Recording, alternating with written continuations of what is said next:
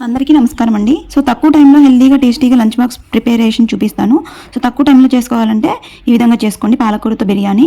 So పాలకూర ఎప్పుడు పప్పు కూర చేసుకుంటాం కదా, అలా కాకుండా ఇలా హెల్తీగా టేస్టీగా బిర్యానీ అయితే తప్పకుండా ట్రై చేయండి, చాలా బాగుంటుంది. సో గంటల తర్వాత కూడా టేస్టీగా అయితే ఉంటుంది. నేను ఇక్కడ 2 cups normal rice, 1 cup basmati rice తీసుకున్నాను. మీరు మొత్తం బాస్మతి రైస్ తీసుకొని కూడా చేసుకోవచ్చు. సో 3 కప్పుల రైస్కి నేను 6 కప్పులు వాటర్ అయితే పోసుకుంటున్నాను. సో డైరెక్ట్గా రైస్ కుక్కర్లో పెట్టేసి ఆన్ చేసేసుకోవడమే. సో మీరు అనేది మీ టేస్ట్కి సరిపడా సాల్ట్ వేసుకొని ఆన్ చేసేసుకొని పెట్టేసుకోండి. స్టవ్ ఆన్ చేసుకొని ప్యాన్ పెట్టుకొని 1 tablespoon oil, 1 tablespoon ghee add చేసుకోండి. గీ యాడ్ చేసుకోండి, టేస్ట్ చాలా బాగుంటుంది. బిర్యానీలోకి వేసుకునే స్పైసెస్ అన్ని యాడ్ చేసుకోండి.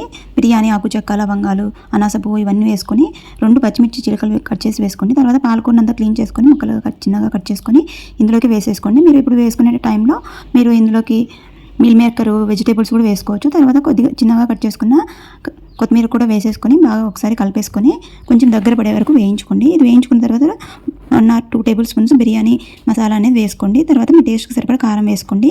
మనం ఆల్రెడీ పచ్చిమిర్చి వేసాం కాబట్టి నేను 1 టేబుల్ స్పూన్ దాకా కారం వేసుకున్నాను.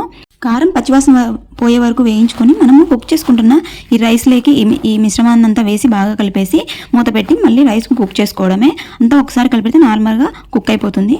చూడండి, చాలా అద్భుతంగా వచ్చింది బిర్యానీ మాత్రము. ఇలా చేసి పెట్టారంటే పిల్లలు లంచ్ బాక్స్ మొత్తం ఖాళీ చేసుకొని వచ్చేస్తారు.